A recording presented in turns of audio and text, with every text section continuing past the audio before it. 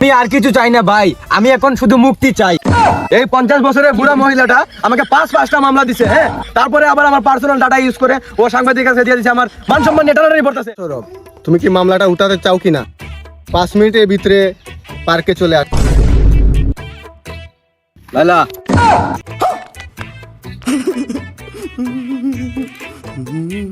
এই যে সৌরভ, তুমি তো অনেক দূর থেকে এসেছো, পানিটা খেয়ে নাও। ঠিক আছে জান, শরীরটা অনেক ক্লান্ত লাগতেছে, তোমার কোলে একটু ঘুমাই। रहा नहीं जाता। আচ্ছা জান, একটু রেস্ট নাও। प्यारी समझ गई।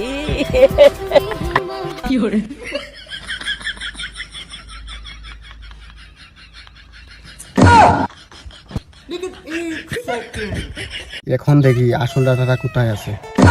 ও মাই গড, এটা কি দেখলাম ভাই? হ্যালো আপু, কিছু ছবি আর ভিডিও পাঠালাম, সবগুলা ভাইরাল করেন। প্রিন্স সৌরভ আমার জীবনটাকে তছনছ করে দিছে। ও আমার সাথে টাইম পাস করছিল। ভালোবাসার আরেকটা। তাহলে আমি বিষয়টা দেখতেছি, তুমি টেনশন নিও না। তা তো অলুক সাংবাদিক তোমার পাশে আছে। লাইলা, আমার ফোন তোমার হাতে কি করে? আরে তোমার ফোনে টিকটক দেখতেছিলাম। আগে দেখতাম আলিফ লাইলা, এখন দেখি লিং এর খেলা। তোমার ফোনে কে কল দিছে?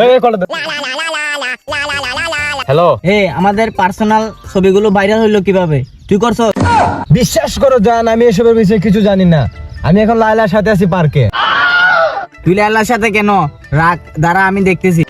তুই আমার জীবনটা নষ্ট করে ফেলছিস। কি হয়েছে? শান্তভাবে কথা বলো। আমি তো তোমাকে পার্কে ডেকে আনছি কথা বলার জন্য।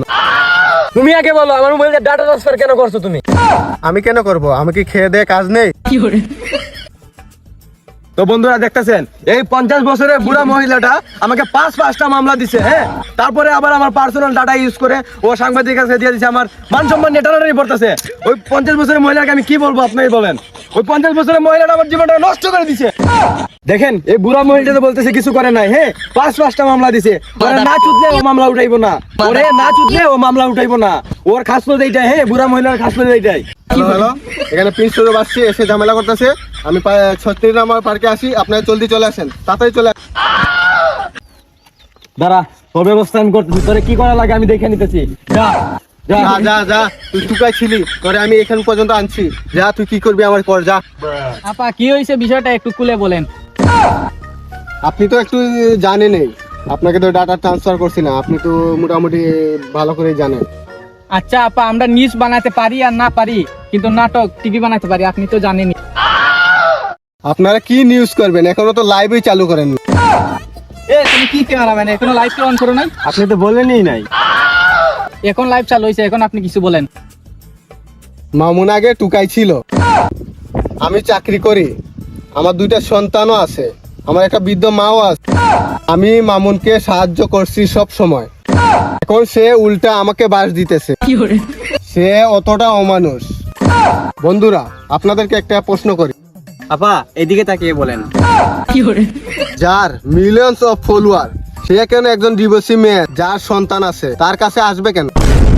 আপনারাই বলেন। আচ্ছা আপু, আমরা বিষয়টা দেখতেছি। আপনারা দুজন তো নেট দুনিয়ায় একটা ভাইটাল পারসন, বিষয়টা আমরা সমাধান করতেছি। আচ্ছা স্যার, চলো আমরা প্রিন্স সৌরভের কাছে গিয়ে দেখি উনি কি বলে। প্রিন্স সৌরভ ভাই, আপনার বিষয়ে আমাদের কাছে তো একটা অভিযোগ এসেছে, আপনি এই বিষয়ে কিছু বলেন। আচ্ছা ভাই, তাহলে ঘটনাটা শুনেন।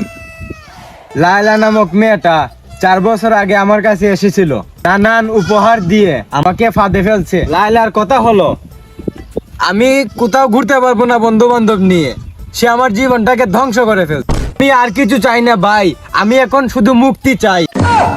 আচ্ছা ভাই, আমরা অলুক সাংবাদিকরা মিলে একদিন বসবো, এই বিষয়টা নিয়ে আপনারা আর বেশি বাড়াবাড়ি করবেন না।